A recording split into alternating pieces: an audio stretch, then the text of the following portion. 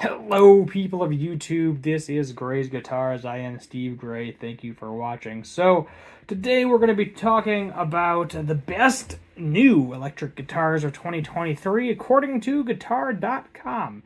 And I am very curious what they have chosen. I have not actually looked at this list at all yet. So, we're going to be viewing this in real time. I'm going to record it, upload it, and you'll get my live reactions. So let's go ahead and just skip past all of the nonsense and get into the guitars. Number 10, Guild S100 Polera Kim Thiel. That name sounds familiar. I might have did a video on this thing, but this thing looks cool. Don't get me wrong, SG style guitar, black and gold chrome hardware, or just gold hardware. Can't really go wrong with black and gold. Testament to the idea of good things come to those who wait. The Guild signature model, the S100's most famous user, has been pipelined since the 90s, but for whatever reason, it never happened. But these reasons, the S100 Polera Kim Thiel is our best electric of 2023 is because it's so much more than a grunge guitar.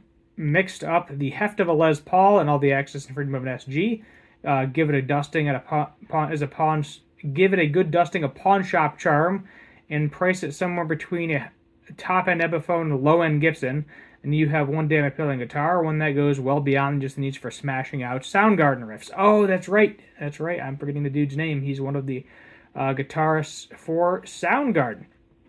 Yeah, I feel like a lot of people forget about him. You just think of the lead singer there. Was it Chester? Oh, God, I'm forgetting his name. No, it's Chris Cornell. There we go. Mixing them up with Linkin Park because they died both around the same time. So then we have a Fender VTerra 2 50s Jazzmaster. So I'm assuming this is just a 50s style Jazzmaster. And yeah, this looks perfectly fine. If it has the weird barrel saddles that everybody hates, maybe replace that. Other than that, no major complaints. It looks like you got a anodized gold pickguard there, which is basically like a piece of metal. So the headline of the Fender VTerra 2 range was the addition of rosewood boards instead of Palfero. Okay, so that's a positive right there, going back to the rosewood.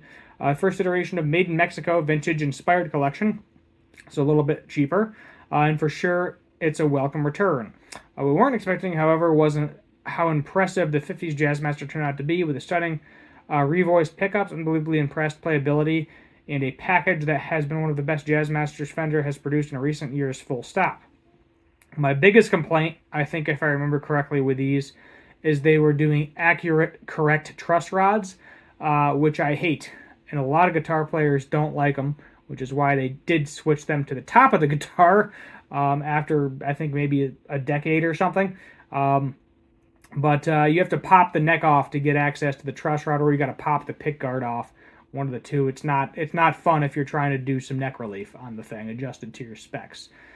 So the next we have, of course, we're going to have a metal guitar here, 24 frets, probably stainless steel. Seymour Duncan's, a Floyd Rose, yeah. If you're a metalhead, can't go wrong with the Jackson American Series Virtuoso. Another impressive entry to Jackson's USA-made product line. The Virtuoso was launched to no small shreddy fanfare, and let's face it, a guitar named Virtuoso had better not have any implications of performing the impossible.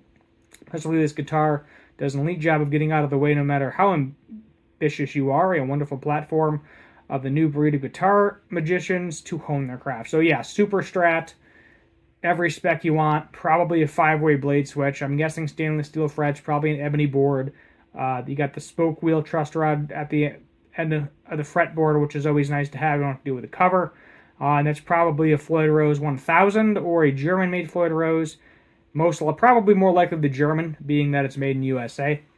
And I'm not a big Floyd guy, but no complaints over there. So a Heritage, which is they work out of Kalamazoo, the old Gibson plant, if I remember correctly.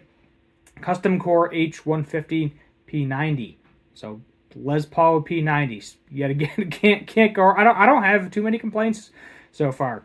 With the company's legal issues with Gibson resolved, Heritage strode into the later half of 2023 with some impressive high-end releases, including adding a P90 pickups to its popular custom core single cut, the H150, as a company born out of Builders Gibson left in Kalamazoo. Yep, I was correct there. There's always going to be familiarity to the design at play here, but it doesn't stop this being a nuanced and exciting guitar. Why is it nuanced? It's weird how they said that, because that's familiar and different all at the same time. So yeah, it's a Les Paul with P90s. So yeah, Heritage is a good company. Oh, we got a Gretch G5232T Electromatic Double Jet FT with Bigsby, because that's getting into Ibanez name territory, which I bet you there's one of those on this list. That is a cool looking guitar. Bigsby's not the biggest fan of them. I've had a guitar with a 60s guitar with a fake Bigsby. It's basically the same design as a Bigsby, but it wasn't an actual Bigsby. And the second you touched it, that thing went out of tune. But it was also one of those 60s Japanese guitars that were built very badly. So that may be part of the problem. I've never owned a guitar with a real one. Have you ever thought of a Gretsch isn't for you? Well, this might be the one for you. Still has plenty of cool... It's cool. I just like this. But let's see. More famous models. Still has plenty of cool alternate action. So it's kind of like a double cutaway Les Paul shape is the best way I describe that. The sparkling Filtertron tones and looks that, yeah, they always do the Filtertron pickups. Feels more edgy than traditional Gretches. It is a fantastic guitar that's waiting for someone to make it a star. D'Angelico. Excel DC Tour. So this is Hollowbody. Looks pretty straightforward. 2 humbuckers. Looks like 22 frets. Stop tail and a bridge like Gibson style. 3-way selector switch and just 2 knobs. That way you don't have to fish 4 knobs for the F-hole. Which I don't know. This may have a backplate on it. I'm not opposed to Hollowbodies having backplates on them. It's easier to modify the pickups that way. But they're pretty cool too. I'm not going to complain about this. Not a huge fan of satin black. I will say that. That being said, I've owned a couple satin black guitars and satin guitars, but I prefer gloss finish. All right, PRS Silver Sky. Oh yes, the controversial Silver Sky. Even though this thing's been out for a couple of years. I don't really have any major complaints about the Silver Sky. I mean, it's got more of a vintage Strat style to it, with a 7.5-inch radius. But the SE series, you got it's right around $1,000, so it's definitely more affordable than the Core. And a lot of people seem to like them. I have yet to play one of these things, but another Strat copy is basically what you're getting with that Gibson style headstock, well, the PRS style headstock. We have the Suregold Telstar. So this is like a Telly knockoff. Looks like got a hardtail bridge there. Yet again, 22 frets, probably bolt-on neck, 3-way switch. Filtertron pickups. That is interesting looking. I don't know how expensive that thing is, but I mean, let's see. Original electric guitar designs are few and far between in 2023. Certainly at the lowest end of the market. And look, nobody's pretending that the Telstar is wholly original. It's not. It's a slightly offset Telecaster, but it's not a slavish copy either. Yeah, it's not a one-for-one. So the elements of the Telecaster, Firebird, yeah, because the offset looks like it could be neck through. Serious impressive machine for very little money. Let's click on that. Let's see, gets an 8 on the rating scale. Is there a website where I can buy this thing? Apparently not. Let's Google this one real quick, boys, ladies and gentlemen. Let's go to shopping. All right, so we can't find that. Moving on. Fender Steve Lacy People Pleaser Stratocaster. It doesn't please me because that's definitely only 21 frets. So Fender has a strong year of signature models. Got to push the envelope from Tom DeLonge to Bruno Mars. I still need to buy me a Tom DeLonge guitar.